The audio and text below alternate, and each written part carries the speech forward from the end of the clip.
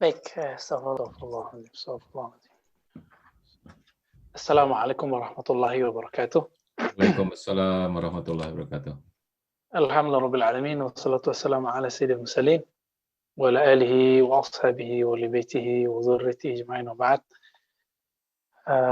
Bapak saudara, sahabat karena Allah, mari kita mulai kajian ini dengan baca surah Al-Fatihah. A'udzubillahi minasyaitonir rajim. Bismillahirrahmanirrahim. Alhamdulillahirrahmanirrahim. Iyyaka na'budu wa iyyaka nasta'in. Shiratal mustaqim. Ghairil maghdubi 'alaihim waladdallin. Amin. Ya, semoga dimanapun kita berada, Allah bukakan kolbu, pikiran kita untuk menerima ilmu-ilmu darinya, dan memasukkan nama Allah Subhanahu wa Ta'ala ke dalam kolbu kita. Baik, mungkin masih ada yang mau masuk, silakan diatur aja Pak Anas ya, sebagai hostnya. Baik, Ustaz. Saya sudah bagi PDF-nya ya. PDF ada yang berbahasa Inggris, ada yang berbahasa Arab. Kebetulan bahasa Arab yang saya share itu yang cetakan Ibnu Hazm. Kalau yang bahasa Inggrisnya itu juga bagus, recommended ya, sangat oke lah. Kalau saya menggunakan cetakan Darussalam ya, yang kalau nggak salah yang saya share itu Dar Ibnu Hazm ya, penerbit Ibnu Hazm. Itu tidak akan kita bahas semua, khususnya kitab ini kan dibagi menjadi dua pembahasan besar. Ada Al-Fanul Awal, ada pembagian awal, ada pembagian kedua. Pembagian awal ini masuk kepada perdebatan orang-orang ahli akidah yang kita sebut dalam ilmu ilmiahnya ilmu kalam, yaitu ilmu tauhid. Misalnya apa makna ism, ya? Apakah ism itu, apakah nama itu adalah objek yang dinamakan. Nah, perdebatan itu tidak terlalu bermanfaat bagi kita saat ini, tapi nanti saya akan berikan beberapa hal yang penting saja, yang clue-clue yang penting dari fan al-awal. Nanti kita akan langsung masuk ke al-fan as-tsani, pembahasan yang kedua, langsung ke hadis Asmaul Husnanya. Sebagai pengantar saja bahwa Imam Al-Ghazali belajar Asmaul Husna dari gurunya yang bernama Abu Ali Al-Farmadi. Teman-teman kalau di sana ada komunitas tarekat Naqsyabandiyah, nama Abu Ali Al-Farmadi ketemu dalam sanad tarekat Naqsyabandiyah. Mungkin di sana banyak Haqqani atau mungkin pengikut Sulaimaniyah atau Mahmudiyah yang dari Turki, karena yang dari Turki ini rata-rata tarekatnya adalah Naqsyabandiyah, salah satu tarekat Ahlus Sunnah wal Jamaah. Mereka banyak cabang juga, cabang bukan aliran ya, tapi cabang sanad gurunya. Ada cabang Haqqani yang membolehkan tari darwis ya, whirling. Ada yang tidak, seperti kelompok Syekh Mahmud, karena Syekh Mahmud ini nanti alirannya ke ahli hadis di atasnya, yaitu Syekh Ahmad Al-Khumuskhonawi. Jadi di kalangan satu tarekat sendiri itu nanti karakternya akan beda-beda. Ada yang kalau udah membaca maulidan itu mereka pakai raqs tarian, sedangkan Naqsyabandi yang kebanyakan tidak membolehkannya misalnya. Itu juga terjadi. Dalam silsilah tarekat Naqsyabandiyah ketemu nama seorang imam, yaitu Abu Ali Al-Farmadi. Itu kalau kita buka di bagian belakang nanti ketemu bahwa Imam Al-Ghazali belajar kepada Imam Abu Ali Al-Farmadi Asmaul Husna. Saya usutnya Abu Ali Al-Farmadi ini kan gurunya banyak. Ada beberapa gurunya, ada Imam Al-Kharqani, ada juga Imam Al-Qushairi. Setelah kita usut, oh ternyata Imam Ghazali ambil ilmu Asmaul Husna ini dari Abu Ali Al-Farmadi, dari Imam Qushairi. Imam Qushairi juga punya kitabnya. Ini lagi di rak buku saya lupa ambilnya tadi. Syarah Asmaul Husna. Dan itu kalau kita lihat ya hampir-hampir mirip bedanya, karena Imam Ghazali ini sudah melalang buana kemana-mana, bertemu falsafah, bertemu mantik, bertemu macam-macam. Karya beliau lebih sistematis dari yang lain. Jadi kalau boleh kita lihat, Imam Ghazali ini nulis buku nggak ada yang serampangan. Nulis bukunya ada pengantar, lalu isi, lalu penutup. Selalu begitu, pengantar, isi, penutup. Dan sangat sistematis. Saya melihat ini melebihi karya-karya profesor-profesor di zaman sekarang yang kita misalnya kalau nulis buku itu harus diucek berkali-kali gitu ya, diuji berkali-kali, nulis disertasi, tesis itu proposalnya diuji berkali-kali, outline-nya dicoret mungkin 5 kali, 10 kali. Imam Ghazali itu jarang mengalami hal itu ya, tapi beliau menulisnya betul-betul mantap sehingga Ibnul Jauzi, salah satu pengagum plus kritikus Ibnu Al-Ghazali, mengatakan Ghazali ini betul-betul memahami dan menguasai apapun yang dia ajarkan, apapun yang dia pelajari. Jadi misalnya Ghazali ngajarin mantik, itu dia udah menguasai. Jadi nggak perlu lihat buku lagi. Dia sendiri itu adalah bukunya gitu. Dia mengajarkan Asmaul Husna, dia nggak perlu kitab lagi. Karena di dalam dirinya sudah ada Asmaul Husna itu. Yang paling ajib itu jadi kitab Asmaul Husna beliau ini kan kecil ya, cuma kalau Arabnya cuma 200-an atau 180-an kalau beberapa cetakan. Sedangkan kitabnya fikih itu berjilid-jilid. Tapi Imam Ghazali nggak punya kitab ilmu akidah yang tebal-tebal ya. Kitab beliau yang tebal itu cuma kitab fikih dan kitab tasawuf. Fikihnya Al-Wajiz ya misalnya, dan ada lagi kitab Ihya Ulumuddin. Nah, itu yang kalau Al-Wajiz fikih, Ihya Ulumuddin tentang tasawuf, dan itu tebal semua. Tapi giliran Asmaul Husna itu cuma ya 200-an halaman lah. Artinya beliau menganggap ini tidak perlu dijelaskan terlalu dalam juga. Baik, itu pengantar awal ya, bahwa Imam Ghazali punya ilmu ini ternyata berguru. Jadi sekelas Ghazali berguru, bayangkan. Kalau sekelas Ghazali berguru, masa kita nggak berguru gitu. Dan saya memprediksi dari tahun-tahun bertemunya, Imam Ghazali ini berguru setelah beliau menjadi Syekhul Islam atau jadi Hujatul Islam di Baghdad. Artinya beliau udah jadi doktor profesor lah kalau di zaman sekarang.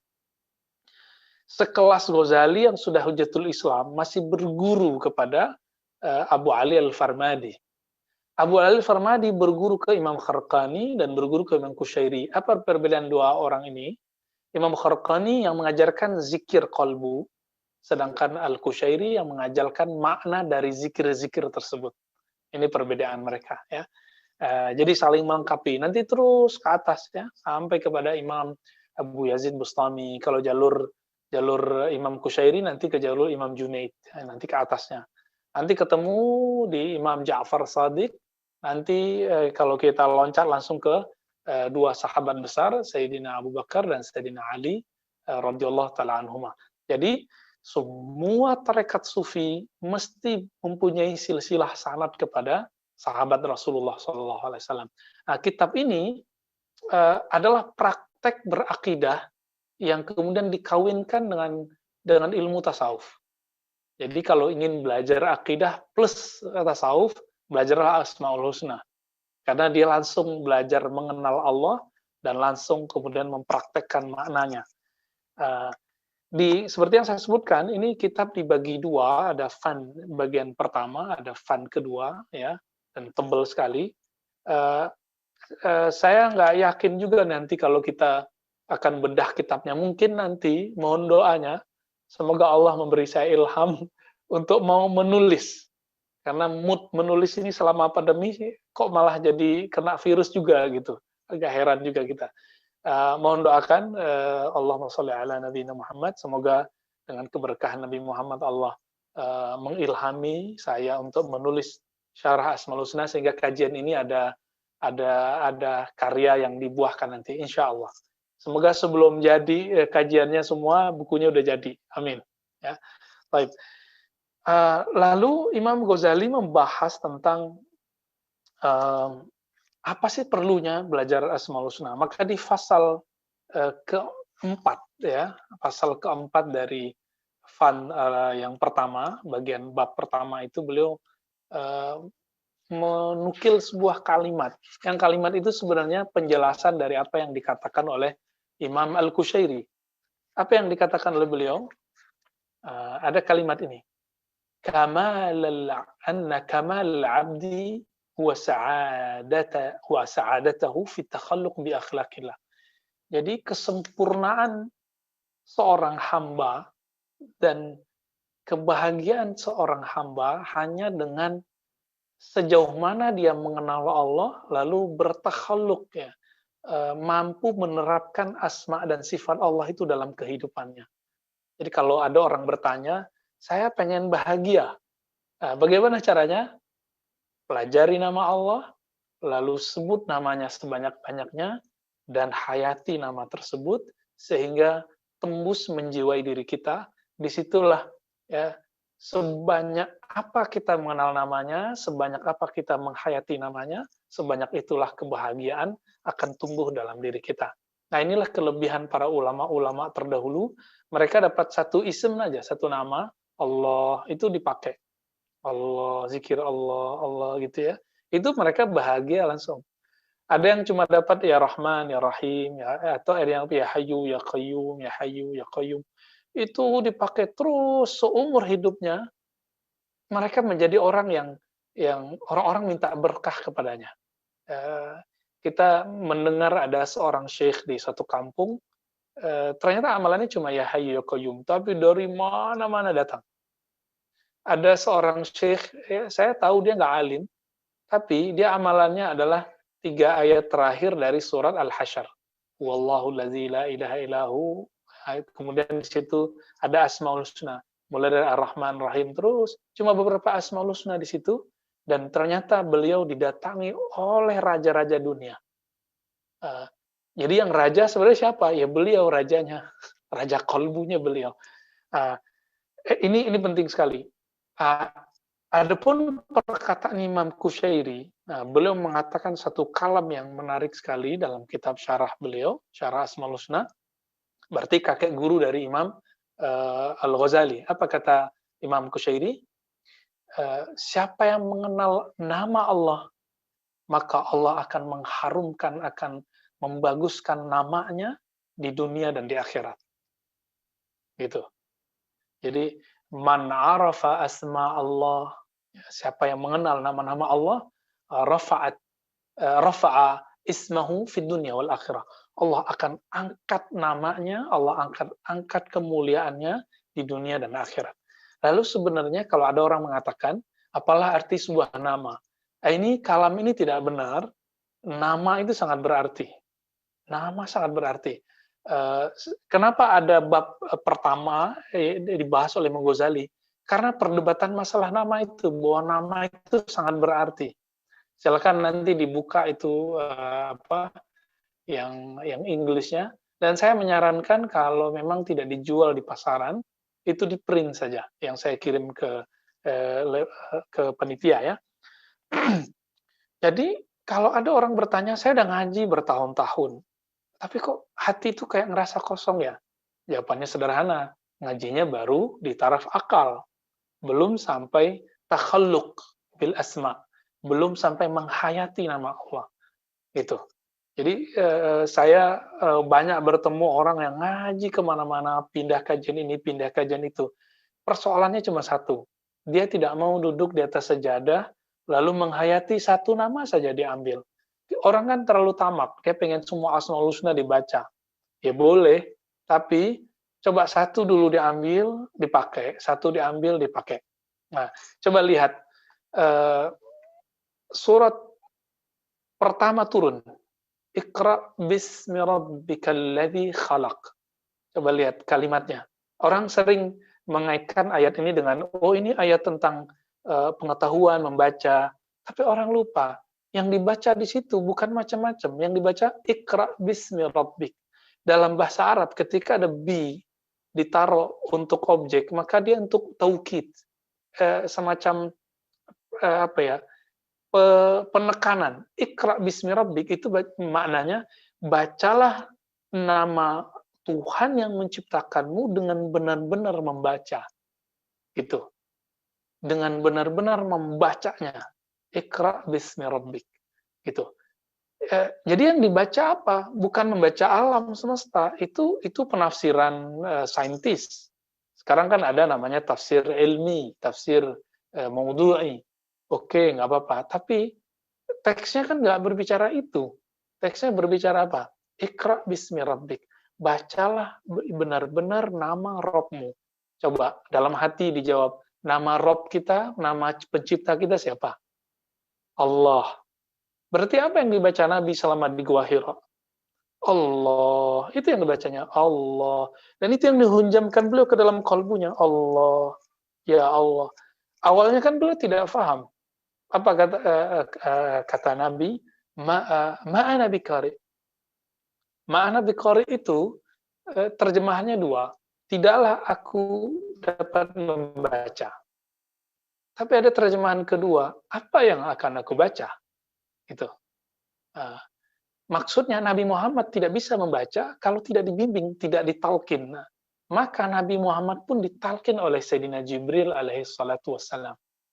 Nah, kalau selevel Nabi itu ditalkin, apa arti talkin? Bimbingan zikir.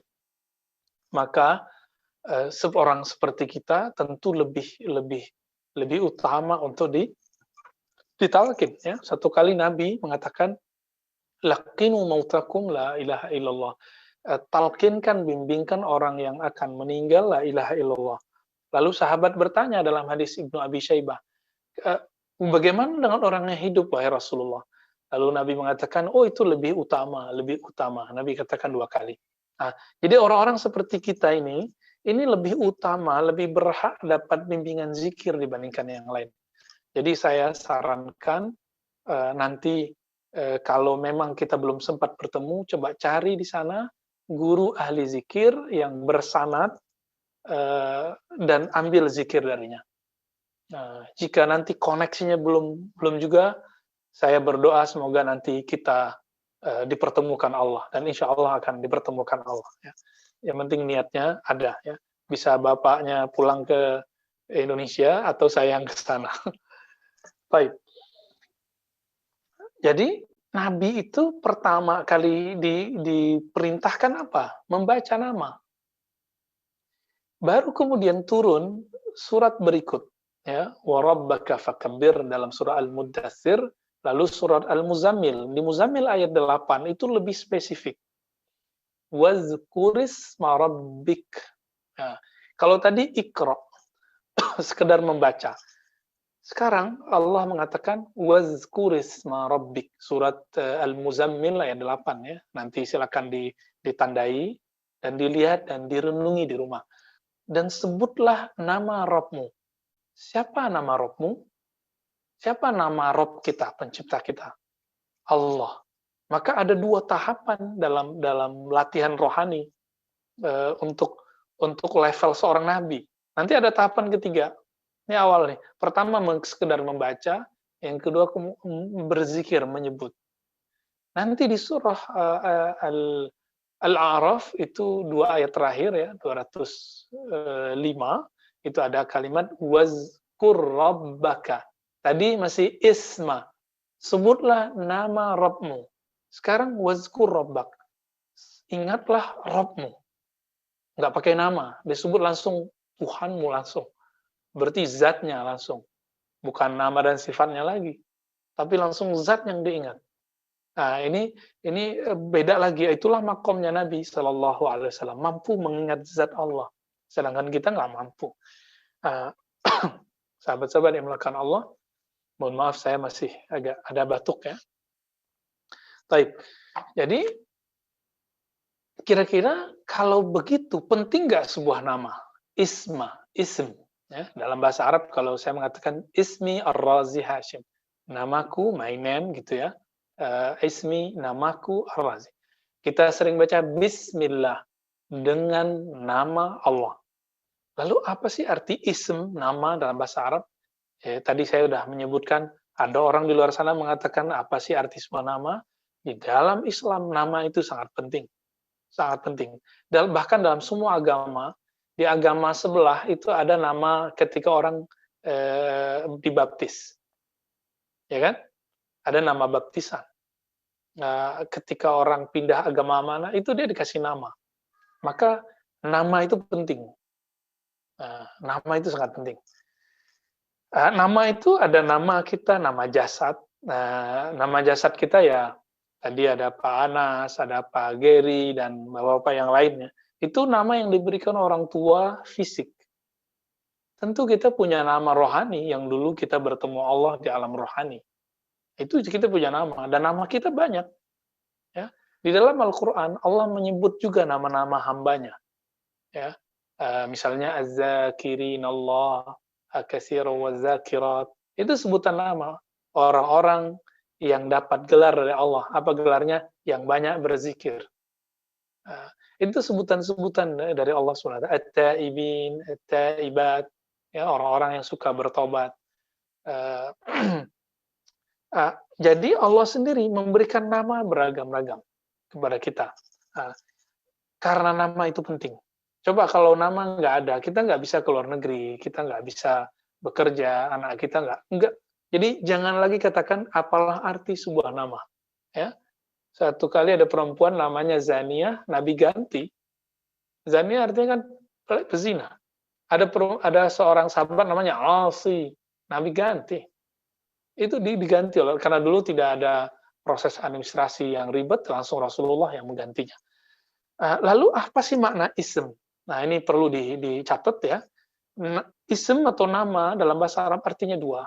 Satu, ism bermakna ar-rif'ah wal-ulu. Artinya keluhuran, ketinggian,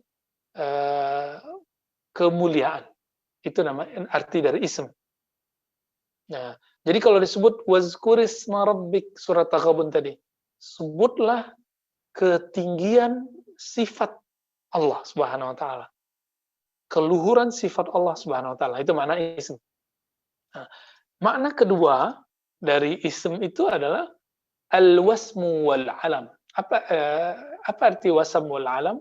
Tanda, simbol, penanda. Ini pembeda A dengan B, ya itu namanya.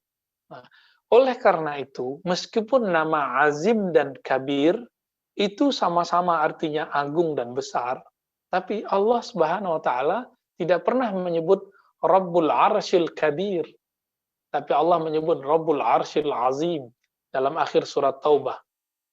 Karena kabir beda dengan azim. Kabir besar, azim besar, agung, tapi beda indikasi. Ya. Allah menyebut Arsy itu azim. Ya, tadi. Kita juga mengatakan misalnya rajulun azim, orang mulia, tapi tidak ada ayat menyebutkan arsyil jalil, arsy yang jalil. Tapi manusia bisa jalil, ya. Nah, ini perbedaan-perbedaannya.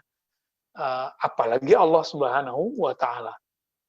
Nabi SAW itu mempunyai nama juga banyak, ya. Imam Suyuti menyebutkan lebih dari 400 gitu. Namun Imam Al-Jazuli yang mengumpulkan beberapa redaksi salawat, ada kitabnya Dalailul Khairat, ya. Itu bisa diminta nanti ke para habaib yang ngajar Bapak Saudara semua. Saya juga punya sanadnya, namun kalau ada para habaib lebih afdol ke mereka karena langsung ke kakeknya kan nanti. Kitab Dalailul Khairat, kitab kumpulan salawat. Di situ disebutkan sekitar 200-an nama Rasulullah. Jadi Nabi pun namanya banyak. Sangat-sangat banyak. Dan nama Allah sebenarnya sangat banyak. Namun Nabi mencontohkan sekitar 99 di hadis Abu Hurairah, di hadis yang lain lebih dari 100. Jadi nama berarti ketinggian keluhuran, dan yang kedua berarti tanda dan simbol. Jadi kita perlu nama. Pengajian kita ada namanya supaya berbeda dengan pengajian yang lain, gitu ya. Jadi jangan lagi, yang ketiga kali saya mengatakan, jangan lagi mengatakan apalah arti sebuah nama. Nama sangat berarti. Baik. Kenapa Nabi SAW dimuliakan oleh Allah? Wa rafa'na laka dzikrak. dalam surat Asy-Syarah atau Al-Insyirah, ayat yang sering kita baca salat subuh, alam nashrah laka sadrak, itu ada wa rafa'na laka dzikrak. Kami mengangkat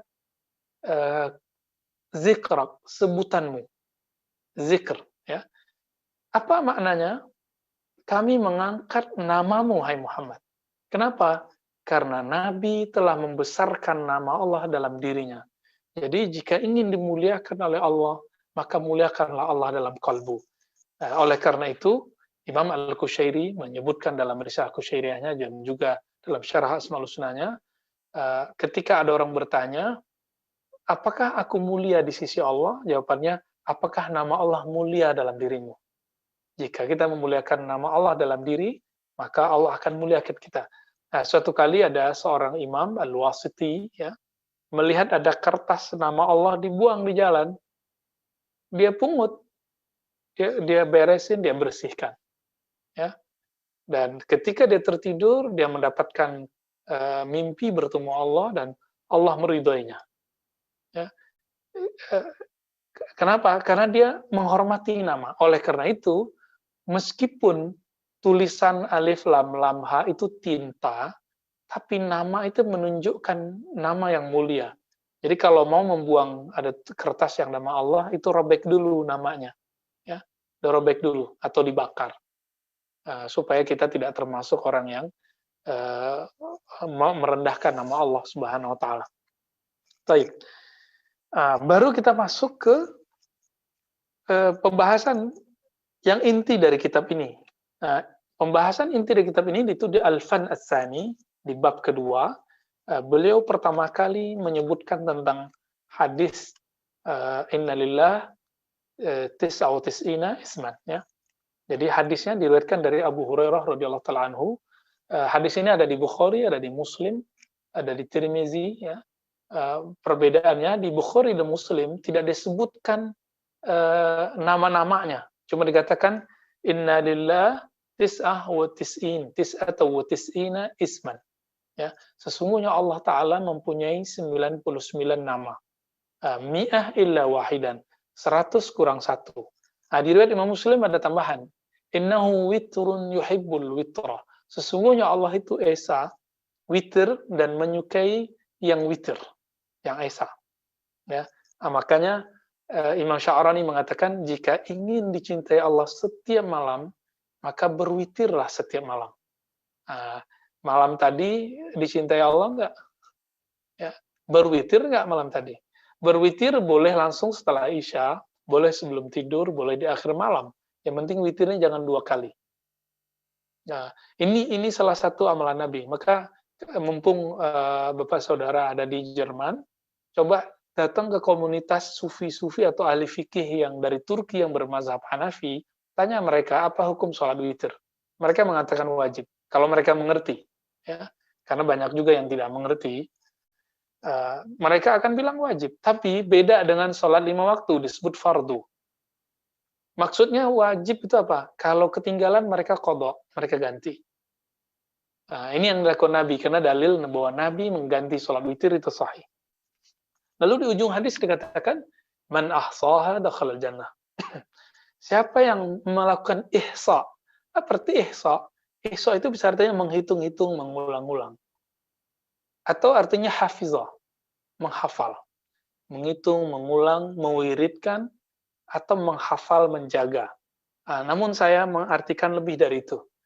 Ahsaha artinya memahaminya, mengenalinya, lalu menghafalkannya, dan mewiridkannya. Udah, itu artinya. Orang yang melakukan ini, dakhalal jannah. Belum meninggal, kakinya sudah di surga. Dakhalal jannah. Dia telah masuk surga. Secara harfiah kan begitu. Ya. Jadi, Bapak Saudara makan Allah, sahabat yang melakukan Allah, kalau orang bilang, Ustadz sana bilang bahwa masuk surga susah, itu bohong. Masuk surga mudah. Masuk surga sangat mudah. Coba ambil Asmaul Husna, satu saja diambil, difahami namanya, kenali yang punya nama, wiridkan, istiqamahkan, pasti masuk surga. Dalilnya banyak. Nah, ini salah satu dalil yang paling sahih dalam Sahih Bukhari, Muslim. Jadi, jangan lagi ada asumsi di pikiran kita, masuk surga susah. Enggak. Masuk surga itu mudah. Tapi masuk neraka juga mudah gitu. Sekali saja kita memasukkan selain nama Allah dalam kolbu itu terbakar langsung. Makanya perasaan gak nyaman. Tapi sekali kita masukkan nama Allah itu langsung kesejukan ada di dalam kolbu. Ya. Lalu setelah itu, baru dalam hadis Abu Hurairah tersebut, dalam hadis Tirmizi disebutkan nama yang 99.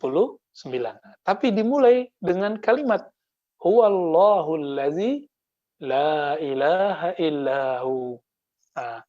Huwallahul ladzi la ilaha illahu.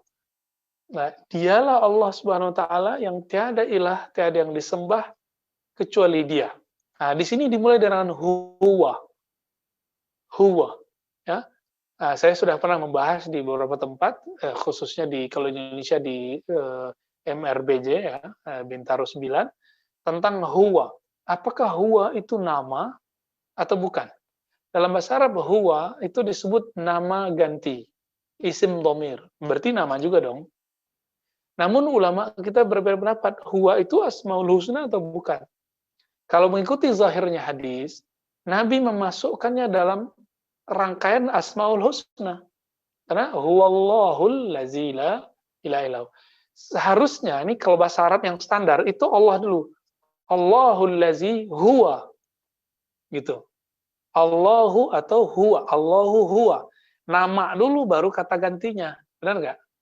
Saya misalnya Ar-Razi adalah seorang muslim dari Indonesia. Titik dia kan begitu. Tapi sekarang dibalik. Dia Ar-Razi. Gitu. Dia adalah Ar-Razi. Huwallah. Dia adalah Allah. Allah, bagaimana Allah? Allazi la ilaha illahu. Yang tiada yang disembah kecuali Dia.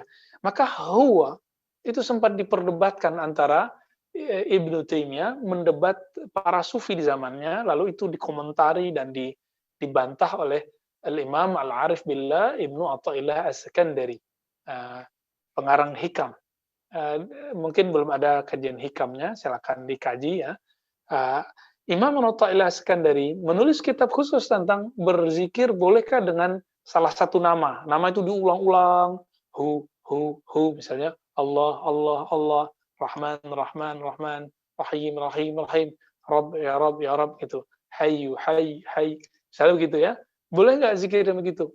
Termasuk zikir hu. Karena kalau teman-teman bisa searching, misalnya, di Turki itu malah dijadikan seni berzikir. Dibuat instrumennya. Zikir hu Allah. Itu ada. Apakah itu boleh? Dari zahirnya hadis, insya Allah di pekan depan saya tampilkan hadis-hadis ini sebagai review nanti di bulan depan insya Allah. Wallahul ladzi. Jadi itu hadisnya menyebutkan ini sebagai nama pertama. Oleh karena itu ulama Ahlus Sunnah yang bernama Abdul Qahir Al-Baghdadi mengatakan apa? Huwa minal asma. Ya. Huwa itu bagian dari nama Allah Asmaul Husna. Maka kemudian perdebatan tadi nggak penting sebenarnya. Yang tepat itu yang dikatakan oleh Ibnu Athaillah Sakandari bahwa zikir dengan hu, dengan Rahman, Allah itu boleh. Dan huwa itu salah satu nama Allah. Namun huwa, kan pakai waw ya. Asalnya kan hu tanpa waw. Asalnya itu pakai hu aja. Contohnya lahu ma fis samawati wal ardh. Lahu kan nggak ada huwanya. Kata ganti ketiga itu cuma ha. Ha pakai alif atau ha pakai waw. Asalnya adalah hu. Dia dhammah asalnya. Dalam ilmu bahasa itu ada penjelasannya kenapa ditambahkan kemudian waw ya. Saya tidak mau berdalam-dalam di situ. Namun ketika seandainya kita tambahkan hu. Contoh Allahu la ilaha illahu. Kan ada di Quran. Ya. Ada ayat misalnya kalau kalimat la ilaha illallah kan cuma 2 atau berapa kali gitu di Quran. La ilaha illallah itu cuma beberapa. Tapi la ilaha illahu itu lebih dari 20, bayangkan. Berarti hu itu bagian dari asma yang penting. Lalu apa makna huwa? Inilah kajian kita di malam ini, intinya ada di situ. Sebelum masuk ke Rahman, sebelum masuk ke Rahim, ternyata adalah huwa, ada Allah, ada ilah, ya. Tiga ini, huwa, Allah, ilah, nanti ada tambahan Rabb, itu akan kita bahas sebagai pengantar. Nah, jadi teman-teman, mungkin selama ini kita membayangkan bahwa belajar Asmaul Husna langsung ke Rahman Rahim. Bagi saya, itu tidak salah, tapi kurang tepat. Kenapa? Hadisnya, hadis Abu Hurairah, hadis Imam Tirmizi, menyebutkan pertama kali adalah Huwallahul lazi la ilaha illahu. Jadi harus sabar memang belajar Asmaul Husna. Tapi kalau sudah paham Huwa, sudah paham Allah, dapat semuanya. Siapa yang disebut Rahman? Huwa. Huwa itu siapa? Allah. Siapa yang disebut Rahim? Huwa. Siapa? Huwa itu Allah. Siapa itu Al-Malik? Siapa itu Kudus? Siapa itu? Semua nama itu dia. Dia itu siapa? Allah. Maka menyebut Huwa, menyebut Allah, itu mencakup semua nama. Jadi saya kasih tahu, mungkin teman-teman sebagian udah pernah belajar atau pernah ikut seorang syekh ngajarin zikir Allah. Itu bukan main-main itu barangnya, ya. Itu barang mahal itu. Ya, bimbingan begitu itu mahal sekali. Coba baca sekarang. Coba baca semua. Rasakan dari bawah, dari dalam diri kita. Allah. Itu kalau benar itu bacanya dari kolbu, merinding dari atas sampai ke bawah. Allah. Jadi tubuh kita menyebut huwa, itu dia ada kontaknya langsung. Bulu roma kita berdiri. Coba rasakan. Dan itu bukan jin, teman-teman semua. Inilah yang dikatakan dalam surat Az-Zumar ayat 23, taqsya'irru, ya. Taqsya'irru minhu juludul ladzina yakhshawna rabbahum. Bergetar karena Al-Qur'an. Isi Qur'an adalah Asmaul Husna. Kulit orang beriman, kenapa? Karena ada rasa takut. Jadi kulit kita ini, tubuh kita ini takut menyebut nama Allah. Cuma ego ini yang tidak takut kepada Allah. Ini tubuh ini takut kepada Allah. Huwa. Maka apa sebenarnya arti huwa itu? Huwa itu seperti ini. Saya kalau mau menyebut orang yang saya muliakan, saya mengatakan beliau. Gitu. Kalau ke makhluk, beliau yang terhormat.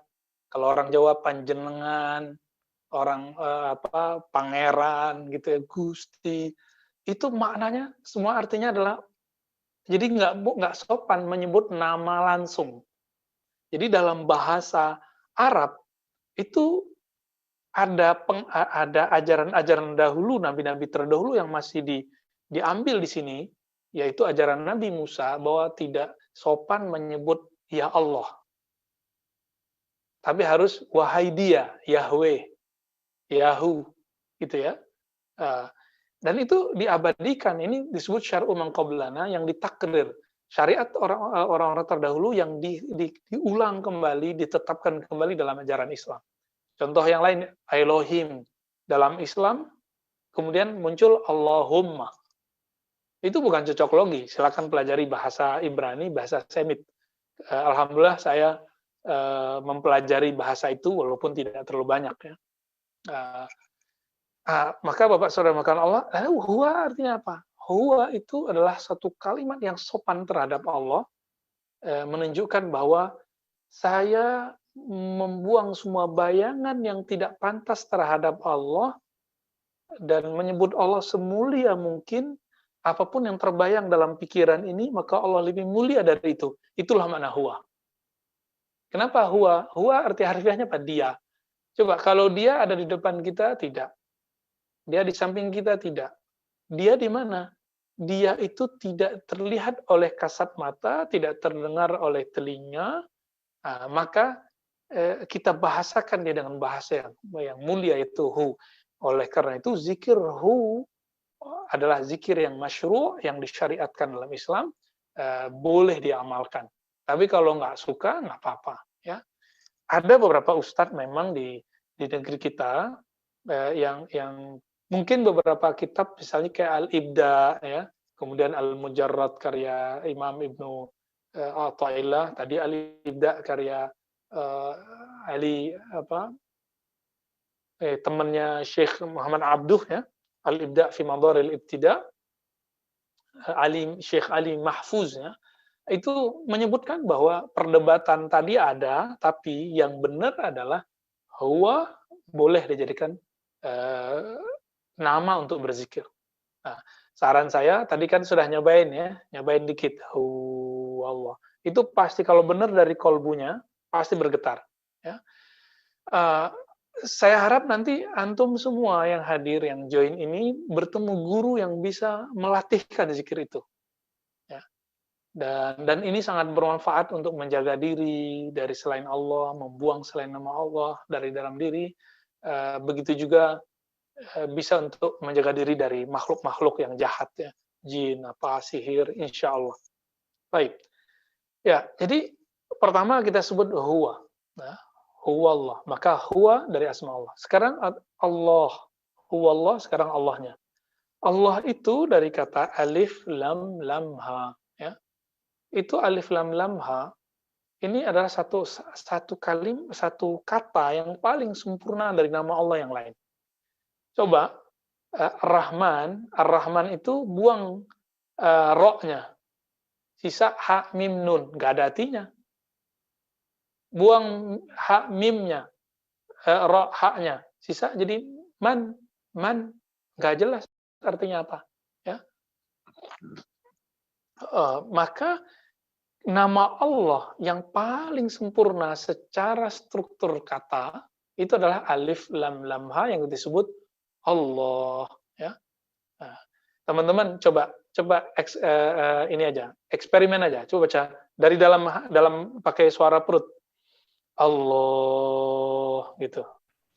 Coba Allah, dari dalam, Allah. Itu ada getarannya. Kalau diteruskan nanti bisa meleleh air matanya. Nah, karena mungkin kita belum bertemu, getaran itu keputus-putus oleh sinyal dan tampilan ini. Tapi kalau orang membaca dari dalam dirinya, itu bisa bergetar. Inilah yang dikatakan dalam surat Al-Anfal ayat 2, wa idza dzukirallah wajilat qulubuhum. Ya. Apabila disebut nama Allah, maka bergetar kolbu mereka. Coba praktekin. Ya. Kalau dipraktekin dengan cara yang benar, ya. Namun karena teman-teman belum mungkin punya guru yang bisa membimbing itu, mungkin getarannya nggak connect. Ya. Karena getaran itu kayak listrik, dia harus disambungin dulu kabelnya. Nyambungin kabelnya itulah yang disebut talqin zikir sebenarnya.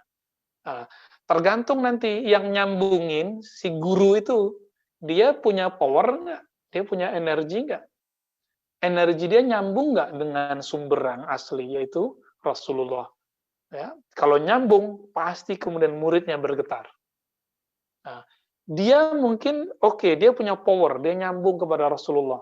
Jadi kabel yang nyambung ke gardu-gardu itu yang kita sebut sanad. Jika dia bersambung, tapi pas dicolokin, kok nggak kena juga, nggak hidup juga. Jadi udah diajarin, kok nggak bergetar juga. Berarti ada yang salah di dalam kita. Gitu. Jadi kalau itu terjadi pada teman-teman, jangan salahkan gurunya. Mungkin kitanya yang belum siap. Baik. Nah, nama Allah itu, kalau dibuang alifnya, jadi alif, lam, lam, ha. Buang alifnya, itu masih ada lillah. Artinya milik Allah. Dibuang lagi lahu. Dibuang lagi hu. Itu tadi hu yang kita sebutkan. Maka Allah itu nama yang sangat perfect. Ya. Dipotong bagaimana aja, itu tetap menjadi sebuah nama Allah yang sempurna. Nah, itu sebabnya Allah itu oleh sebagian ulama disebut dengan Ismul Jalalah. Nama yang agung. Bahkan disebut Al-Ismul Azam. Nama yang teragung dari yang agung. Kalau nama agung itu kalau dipakai untuk berdoa, pasti langsung Allah kabulkan. Contohnya gini, saya panggil Pak Geri gitu. Kalau nama ini nama yang terhormat bagi Pak Geri tertulis dalam administrasi, pastinya Hud. Coba saya panggil namanya Ri gitu, belum tentu jawab kan? Beda kalau Pak Anas, Nas, itu mungkin orang masih jawab. Ya, atau panggilnya apa? Vijaya, panggilnya ya, nggak bisa kan orang ya, oh iya siapa gitu. Sedangkan Allah itu keputus di mana aja itu jadi sempurna. Sempurna. L kan sama.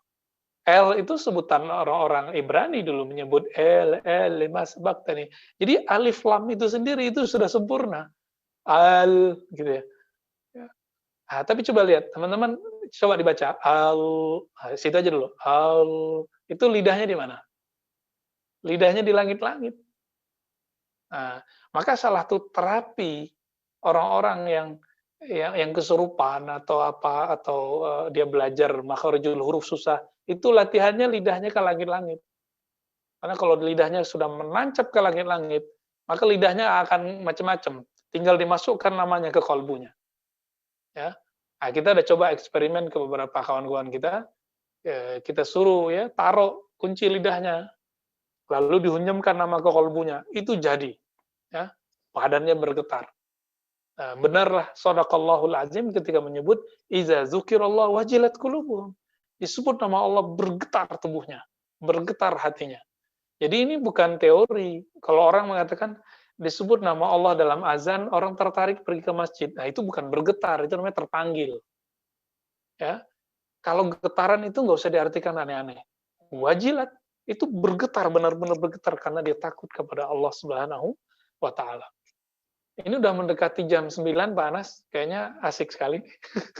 Cukup ya. Nah, ini baru menyebut huwallah ya. Saya rasa cukup dulu. Mungkin ada pertanyaan, diskusi, silakan Bapak.